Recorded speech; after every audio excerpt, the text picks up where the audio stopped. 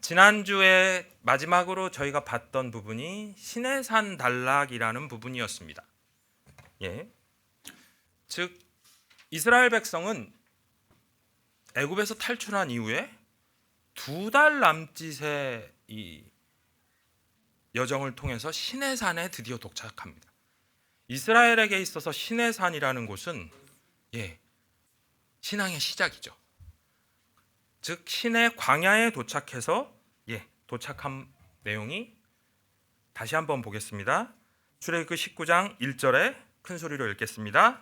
이스라엘 자손이 애굽을 떠난 지 3개월이 되던 날 그들이 시내 광야에 이르니라. 그러니까 시내산이 보이고 그 앞에 큰 광야가 있었던 것으로 보입니다. 정확히 어딘지는 지난주에도 말씀드렸듯이 알 수 없으니까 어딘가 광야에 모였던 거죠. 전부 모여서 이제 모세가 내가 이 산을 올라갔다 오겠다. 무슨 이유가 있었겠죠? 그렇게 도착해서 광야에 머물다가 산에 오르고 그 시간을 걸은 다음에 드디어 시내 광야에서 출발을 하게 됩니다. 즉 출애굽기 19장 1절에 도착했다가 출애굽기 19장 20절 1절부터 쭉 해서 출애굽기를 다 지나고 레위기를 지나고 민수기를 지난 다음에 민수기 10장 10절까지 이스라엘 백성은 움직이지 않고 시내산 그 산이 있는 광야에 머물러 있습니다. 그러면서 민수기 10장 11절이 돼서야 비로소 시내 광야에서 출발을 하게 됩니다. 이 부분도 다시 한번 읽어보길 소망합니다. 같이 읽겠습니다. 시작. 또 너희의 희락의 날과 너희가 정한 절기와 초하루에는 번제물을 드리고 화목 제물을 드리며 나팔을 불라. 그로 말미암아 너희의 하나님이 너희를 기억하시리라. 나는 너희의 하나님 야훼니라. 둘째 해 둘째 달 20날에 구름이 증거의 성막에 떠오르매 이스라엘 자손이 시내 광야에서 출발하여 자기의 길을 가더니 바랑 광야에 구름이 머무니라. 그래서 이 부분을 출애굽기 19장 1절에서 가운데 일부러 레위기를 표시했고요. 민수기 10장 10절까지의 본문을 소위 시내산, 영어로는 시내산 페리코프, 우리 한글말로 하면 시내산 단락. 근데 여기서 재밌는 것이 하나 발견이 됩니다. 여러분 모세오경이 있죠. 그런데 여러분 잘 생각해 보세요. 창세기 출애굽기 열심히 읽으시죠. 민수기 신명기 열심히 읽으시는데 안 읽으시는 부분이 하나 있습니다. 근데요 잘 보세요. 민수기 신명기 창세기 출애굽기 신명기 민수기 신명기 읽고 레위기를 안 읽으면 뭐만 남냐면 이렇게 되거든요. 이거 뭔지 아시죠? 저 말 안 하겠습니다. 요것만 안 읽습니다. 레위기만. 왜? 어렵다는 이야기죠. 또 출애굽 이 시내산 단락에서도 보십시오. 레위기가 한 센터에 있습니다. 마치 우리 안꽃방이라고 하죠. 요즘 사람들은 안꽃방이라고 그러면 잘 모르는데 우리 장로님들은 아시는 단어니까. 팥이나 소가 들어간 안꽃빵을 먹는데 바게트도 아닌데 껍질은 다 먹고 알맹이는 안 먹는 게 레위기를 안 읽는 겁니다. 그래서 참 기회가 된다면 제가 또 레위기를 한 10번 정도 다른 곳에서 강의를 했었어서 레위기를 우리 장로님들과 나누고 싶은 욕심도 있는데 배 아픈 걸로 봐서는 안 해야 되는데 어쨌든 제가 그런 안타까움이 좀 있습니다. 레위기가 참 중요한 성경인데 많이 읽지 않는다. 사실은 이스라엘 사람들은 모세오경을 아이들한테 가르칠 때 가장 먼저 읽히는 성경이 사실은 레위기입니다. 그런데 우리는 성경 통독할 때 억지로 어떻게 한번 지나가면서 즐겨 읽지는 않는 것 같습니다. 넘어가겠습니다. 그런데 레위기 1장 1절 한번 우리 다 같이 읽어볼까요? 시작. 야훼께서 회막에서 모세를 부르시고 그에게 말씀하여 이르시되. 자, 레위기 1장 1절이 사실은 짧은 한 구절입니다. 야훼께서 회막에서 모세를 부르시고 그에게 말씀하여 이르시되. 사실은 너무너무나 은혜롭고 중요한 말씀이거든요. 왜냐? 레위기 1장 1절에 이르러서야 더 이상 하나님은 홀로 시내산에 계시지 않고 이스라엘 백성이 열심히 만들어 놓은 회막으로 내려오신 겁니다. 사실 이 말씀에 가장 은혜를 받은 사람은 누굴까요? 누가 그러시? 지금 역시 모세라고 그러신. 왜 그러냐면 여러분, 모세가 시내 광야에서 이스라엘 백성과 함께 머물면서 시내산을 몇 번이나 올라갔을 것 같습니까?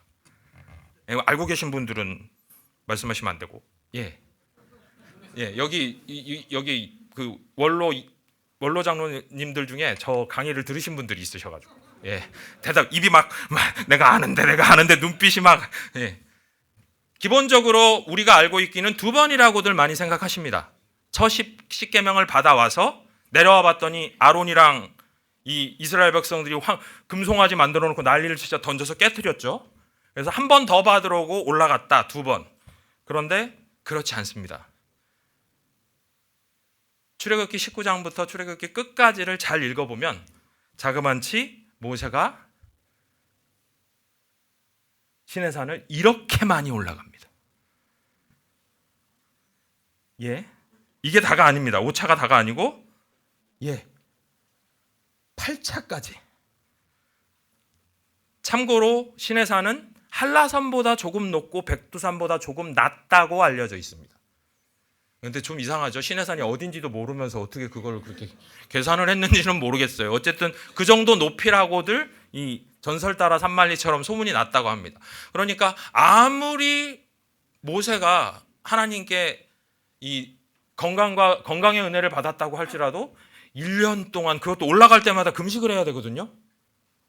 8번을 오르락 내리락. 쉬운 일이 아니죠. 그런데 그 모세에게 이 말씀은 너무 큰 은혜죠. 더 이상 산에 안 가도 돼요. 친히 하나님이 이제 어디로 내려오셨다고요? 하나님이 성막으로 내려오십니다. 또한 이것은 무슨 의미가 있느냐? 하나님이 성막으로 내려오셔서 이스라엘 백성과 동행하시는 그 스타트의 장면이 바로 레위기 1장 1절에서 시작된다는 겁니다. 더 이상 산에 계시지 않고 이스라엘 백성의 한가운데인 회막으로 내려오셔서 그 자리에서 모세를 부르시고 이제 자신의 백성 한가운데 하나님이 좌정에 계시는 상태입니다. 저는 그래서 이 레위기의 이 장면을 보면서 참 부러운 부분이, 이스라엘 백성은 아침에 일어나서 제일 먼저 하는 일은 성막을 쳐다보는 일이었을 겁니다. 성막을 이렇게 보면 거기에 구름이 샥 피어오르면 그날은 가는 날이고, 아침에 일어나서 성막을 딱 봤는데 그날은 구름이 없어요. 구름 기둥이. 그러면 안 움직여도 되고. 얼마나 좋았을까. 매일 하나님과 함께 있으면서 그 하나님께 묻고 하나님이 대답해 주시고, 저녁이면 불기둥이 싹 올라서 천연 이 난로죠. 그 주위에 싹 모여서 같이 거했던 그 시절. 그래서 이스라엘 백성에게 광야는, 성막은 마치 허니문과 같은 신혼여행 시작 전 지금 준비한 겁니다.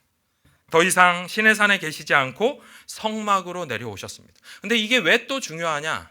예수 그리스도가 십자가에 못 박혀 엘리 엘리 라마 사막다니를 외치시며 마지막으로 숨을 거두셨을 그 순간 이 성소에서 일어났던 현상이 있습니다.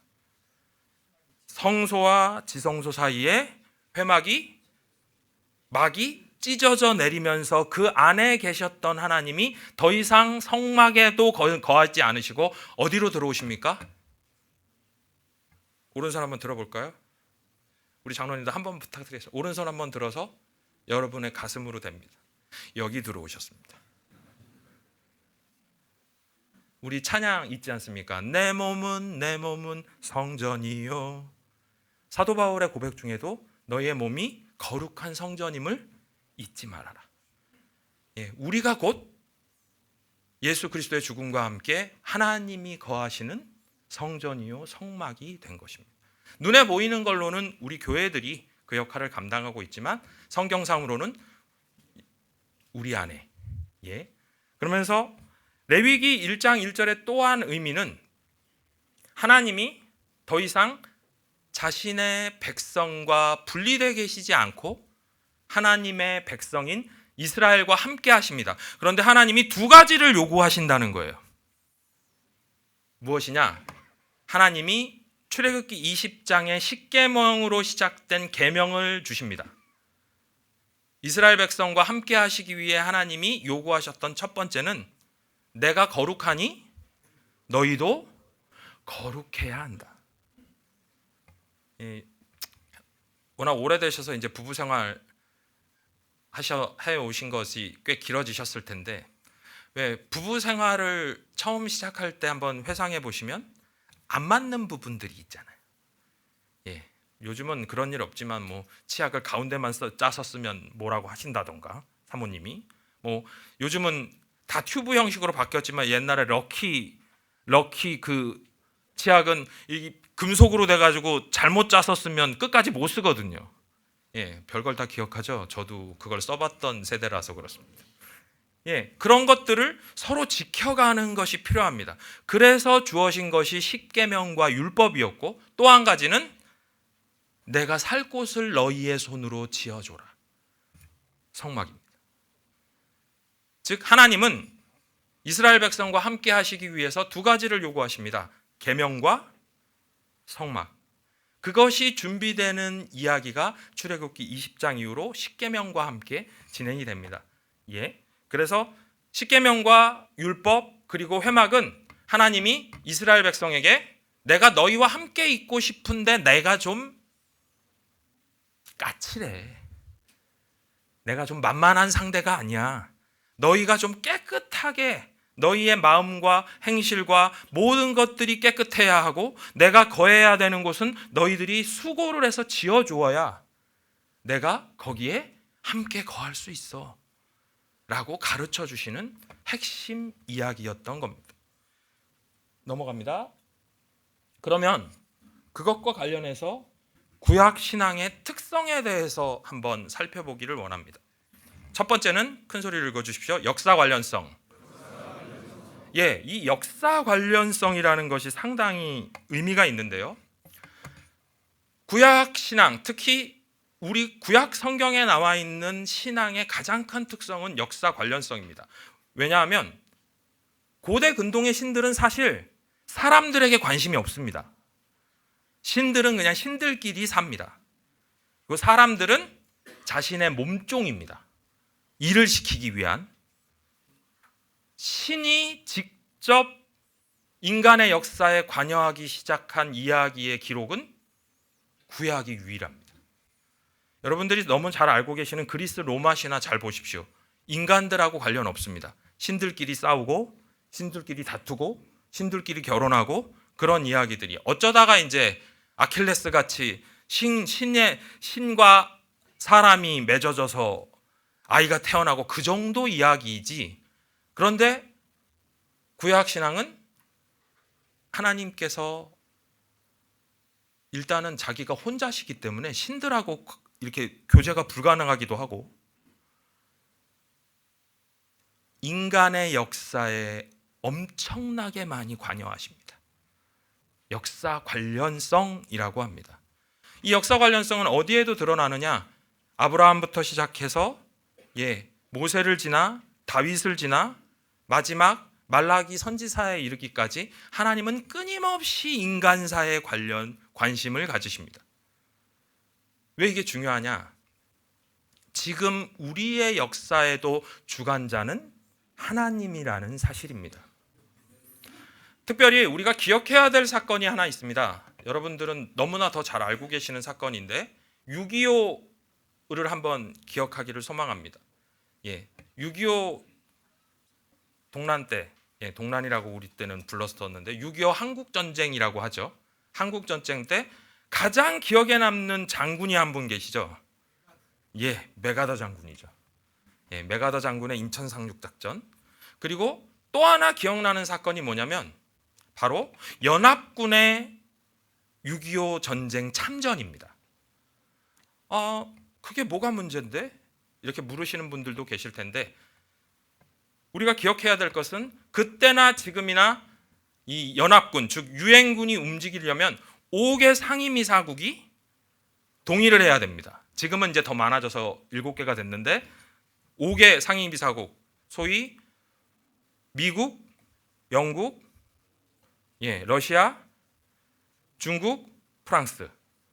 자, 미국하고 프랑스하고 영국은 이해가 됩니다. 당연히 동의를 했겠죠. 미국의 이 참전 건의에. 이제 이해가 되지 않는 곳 하나가 일단 먼저 중국이죠. 근데 잘 아셔야 될 게 그 당시 6.25 전쟁 당시 이 중국은 지금의 중공이 아닙니다. 소위 지금 대만이라고 불리는 장제스 총독이 이끌었던 자유중국이 그때는 상임이사국이었습니다. 그러니까 당연히 한국 전쟁에 동의를 했을 거고 참전에. 가장 이제 문제가 되는 게 러시아입니다. 왜냐하면 러시아는 그 당시 누구랑 친했죠? 엄밀하게 말하면 6.25 전쟁을 뒤에서 후원해가지고 일으키게 만든 장본인을 러시아로 보는 입장도 지금 존재합니다. 그러니까 이상한 거죠. 싸우라고 해놓고 적이 될 유엔을 참전시키는 것에 러시아가 동의했다? 어떻게 알고들 계십니까? 참석을 안 했다고 돼 있죠. 근데 참석을 안 한 이유가 해석이 좀 분분합니다. 차가 고장났다는 설도 있고, 저것도 한 설입니다. 또 다른 설은 회의 올라가랬는데 저처럼 배탈이 났답니다. 그 설도 있고, 이제 조금 세상적인 이 정치 공학적인 계산으로 나온 좀 고급진 연구의 결과는 뭐라고 나와 있냐면 2차 세계대전 당시 미국과 러시아가 무기 군비 정쟁을 하면서 군비를 많이 준비를 해놨는데 그것을 다 쓰기도 전에 전쟁이 끝나버려서 재래식 무기들이 이제 전쟁이 끝나고 한 3, 4년이 지나니까 거의 5년이 넘어가니까 녹슬기 시작했답니다. 그래서 미국하고 러시아가 뒤로 야합을 해서 그 무기를 한국전에서 다 우리 쓰자. 그런 연구 결과까지 나옵니다. 그런데 우리는 그렇게 보면 안 됩니다. 여러분, 하나님이 그 대표를 차를 고장나게 만들었던, 배탈이 나게 만들었던 하나님이 우리 대한민국을 지켜주신 거라고 믿어야 합니다. 그게 바로 역사 관련성의 이유입니다. 우리가 이 나라가 여러 가지로 부침이 있고 좌우로 분열돼 있고 너무너무나 나라가 여러 가지로 지금 혼란한 가운데 있습니다.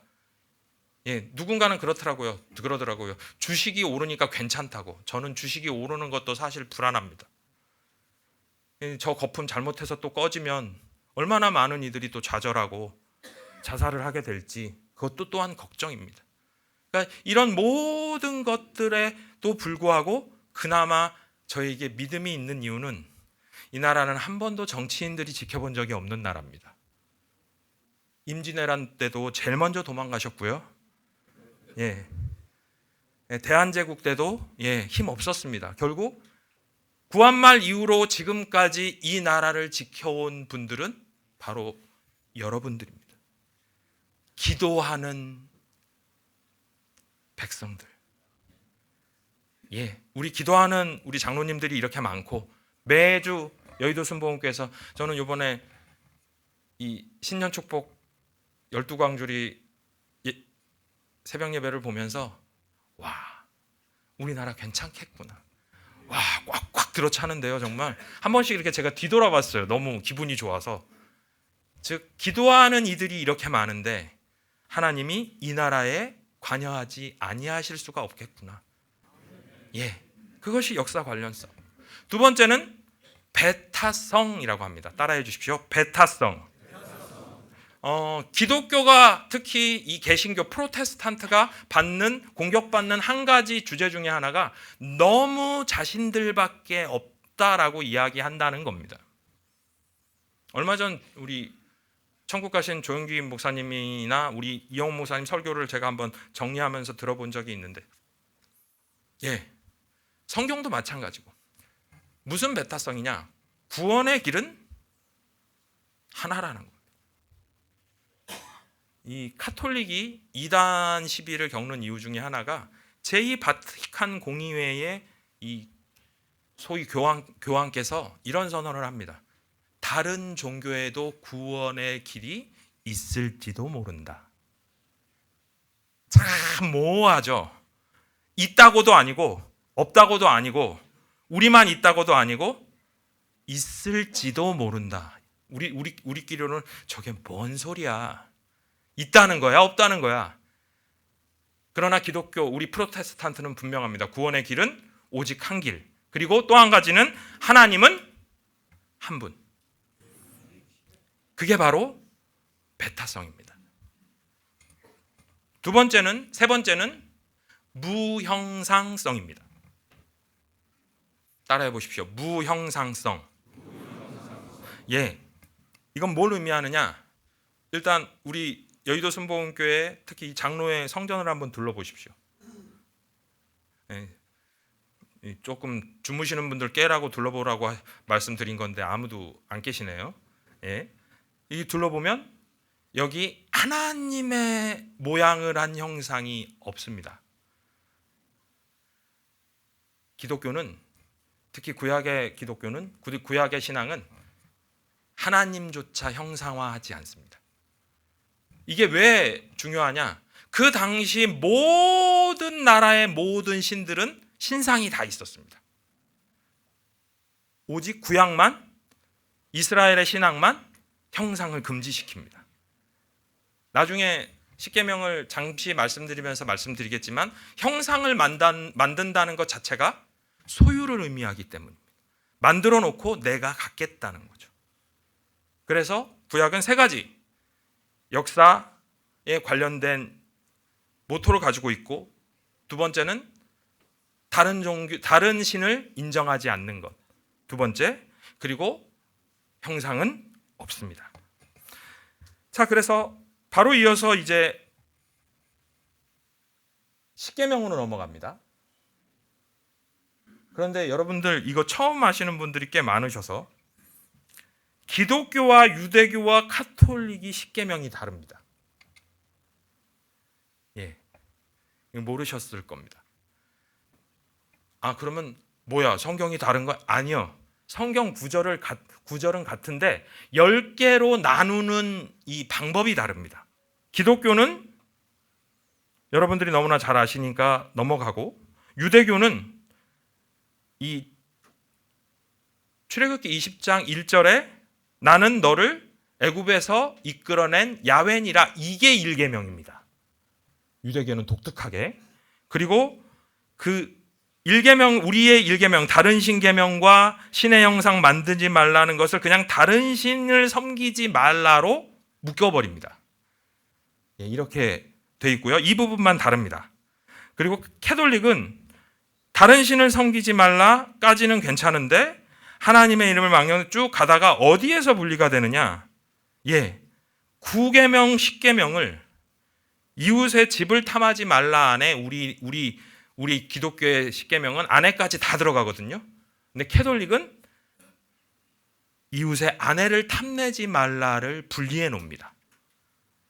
아마 그 사제들이 결혼을 하지 않기 때문에 아마 그 부분이, 그리고 사실 중세 시대와 이 캐톨릭이 만들어졌던 로마 시대에 상당히 부패하고 문란했습니다. 아마 그러다 보니 캐톨릭은 다른 아내를 탐하는 것을 좀 더 강조하지 않았을까. 역사적 배경이 좀 그렇게 있어 보입니다. 그래서 기독교, 유대교, 카톨릭이 십계명이 조금 다르다. 유대교는 이 앞에 있는 십계명의 서문이 1계명으로 내려와 있고, 이 캐톨릭은 다른 건 다 비슷한데 마지막에 탐심계명을 집과 아내, 즉 소유와 아내로 분리했다는 것. 그 정도로 말씀을 드리겠습니다. 예, 신의 산 언약의 선물 십계명. 큰 소리를 읽겠습니다. 시작. 신의 산 언약의 선물 십계명. 예, 여러분, 십계명을 계명 또는 율법이라고 하다 보니까 상당히 좀 무게가 무겁습니다.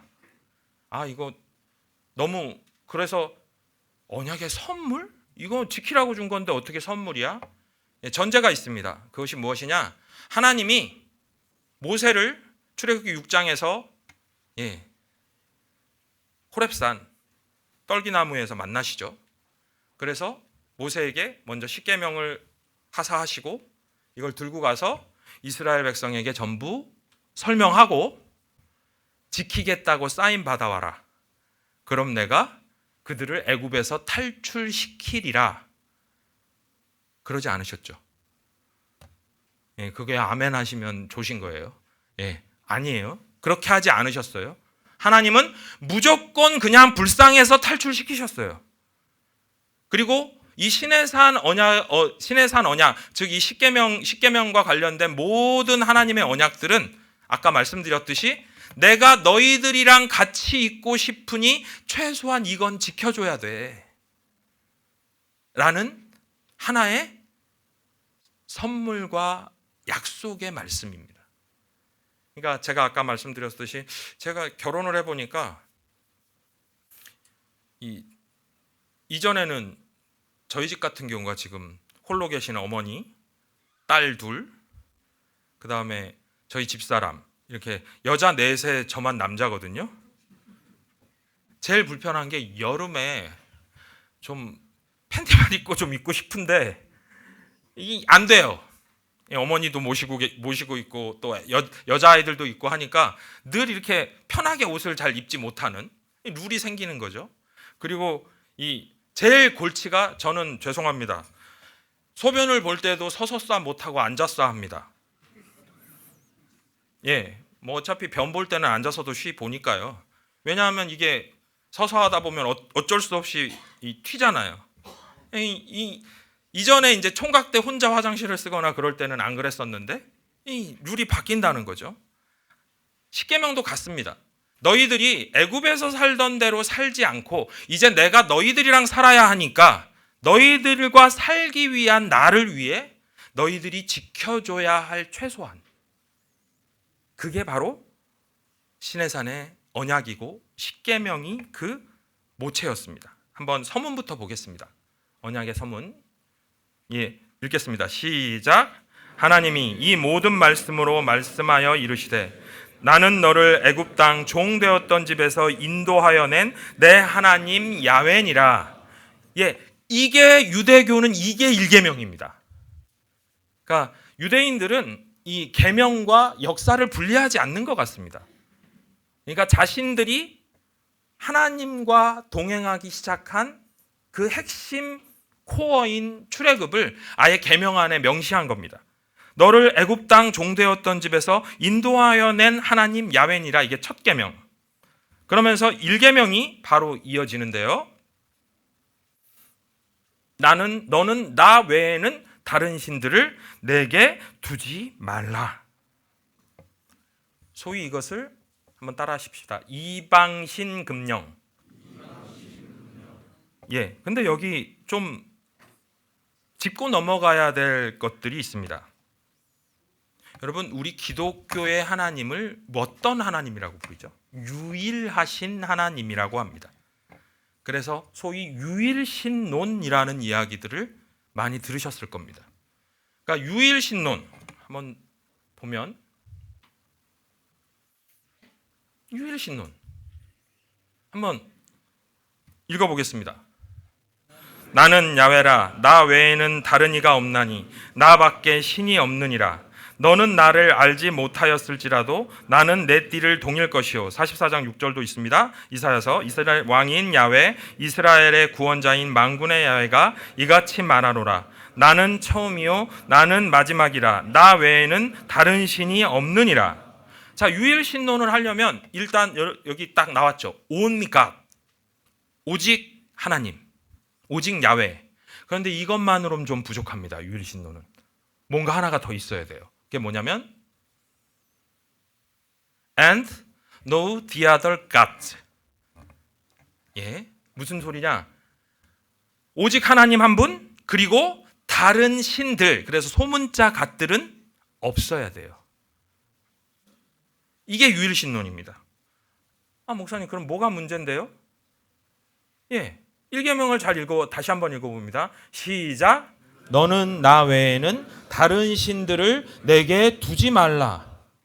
이 유일신론이 문제가 좀 생겨요. 왜냐하면 아까 전에 보았던 이 이사야서에는 분명히 나 외에는 다른 이가 없나니, 이사야서 45장 5절, 그리고 44장 6절에도 나 외에는 다른 신이 없느니라. 소위 이사야서에 이르러서는 유일신의 개념이 분명해져 있어요. 사실은 이 1계명과 출애굽기와 이사야서는 거의 한 300~400년, 짧게는 길게는 500년 가까이 시간 차이가 나거든요. 예.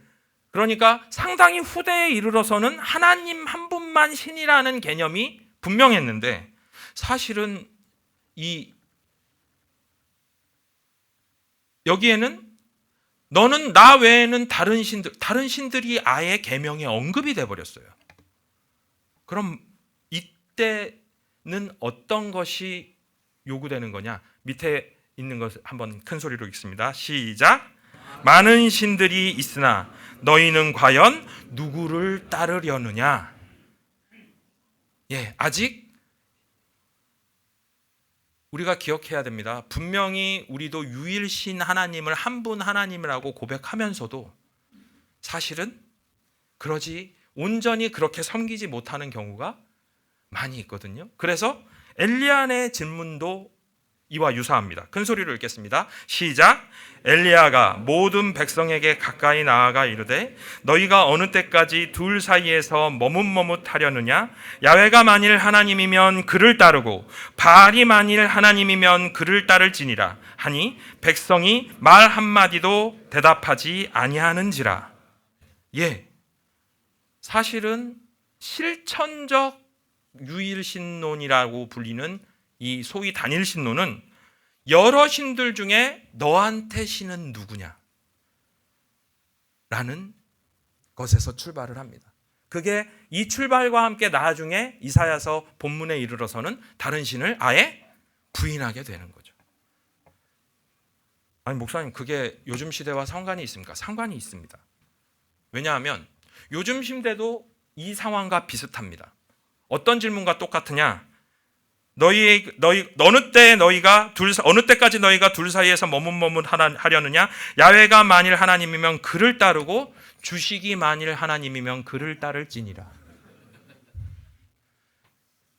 물질이 하나님이면 그를 따를지니라. 자식이 하나님이면 그를 따를지니라.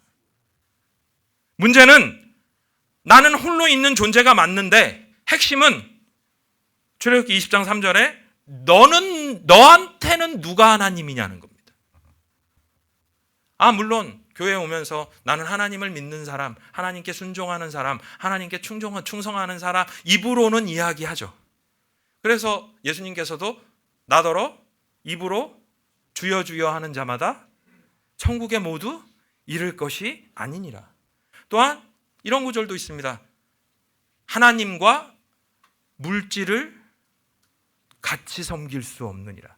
여러분, 하나님의 카운터 파트너는 마귀가 아닙니다. 마귀는 철저하게 하나님의 수하 밑에 있습니다. 오히려 하나님과 가장 동등하게 인간에게 있어 하나님을 바꿔치기 할 수 있는 존재는 돈입니다. 재밌는 통계가 있어서 말씀드립니다. 어떤 이 기독 언론에서 이런 설문을 한 적이 있었습니다. 기독교인들을 한정합니다. 기독교인들에게 질문을 합니다. 만약 이 자리에서 누군가 당신에게 10억을 준다고 하면 다른 종교로 개종할 의향이 있느냐? 재밌는 거 말씀드릴게요. 자기 이름을 기명한 통계와 기명하지 않는 통계의 데이터가 달랐습니다. 예, 기명을 자기 무슨 교회 집사 누구라고 한데 이 조사에서 자기 이름을 쓴 데는 그래도 그 사람들은 솔직한 것 같아요. 한 20% 정도가 옮길 것 같다. 기독교인인데도. 그리고 한 60% 정도는 심각하게 고민할 것 같다. 여러분 10억이 쉬운 돈이 아니잖아요. 내가 예수님 하나님 부인하고 종교만 바꾸면 10억을 준다는데 그 20% 정도는 절대 안 바꾸겠다. 생각보다 저는 수치가 많아서 놀랐습니다. 저도 솔직히 목사지만 절대 아닌 거죠. 오해하지 마십시오. 또 어디 가서 또 10억에 목사가 유혹받았다 그렇게 말씀하시면 안 됩니다. 그런데 이제 그것을 지우고 무기명으로 했을 때는 40% 정도가 옮긴다. 그리고 끝까지 내가 지키겠다가 5%가 안 됐습니다. 나머지 분들은 전부 심각하게 고민해 보겠다. 상당히 솔직한 데이터라고 여겨져요. 그래서 한번 따라 하시겠습니다. 맘모니즘. 그게 물질 숭배주의라는 학문적 용어입니다. 맘몬이라고, 이 mon이라는 말이 이 맘몬이라는 이 개념에서 나온 거거든요. 돈. 그래서 하나님이냐 돈이냐, 하나님이냐 세상이냐, 하나님이냐 물질이냐, 하나님이냐 주식이냐, 하나님이냐 집이냐, 하나님이냐 코인이냐, 언제까지 머뭇머뭇하려느냐 너희가. 이 시대에 새롭게 던져진 일계명의 질문입니다. 왜? 하나님은 그 어느 것하고도 비견될 수 없는 존재시기 때문입니다. 그 어떤 것도 하나님을 이기거나 우선해서는 안 되는 마음. 여기서 그래서 일계명에서 가장 중요한 핵심어는 4개입니다. 너한테 하나님이 누구냐? 바로 너한테 묻겠다. 다른 신들 있는 거 모르겠다. 다른 신들의 존재 모르겠다. 돈이 좋은 거 내가 알겠다. 세상이 더 평안하고 좋은 거 알겠다. 온갖 좋은 것들이 많이 있는 건 내가 인정한다. 그런데 내가 궁금한 건 너한테 하나님은 누구냐? 과연 이 야훼가, 나 야훼가 너에게 유일한 하나님이 맞냐? 그러한 중요한 질문이 던져집니다. 세상이 점점 더 복잡해지고 좋은 것들이 많이 생기면서 이 질문은 우리 기독인들에게 가장 중요한 질문이라고 여겨집니다. 오늘 여기까지 하고 다음 주에 또 이어가겠습니다. 감사합니다.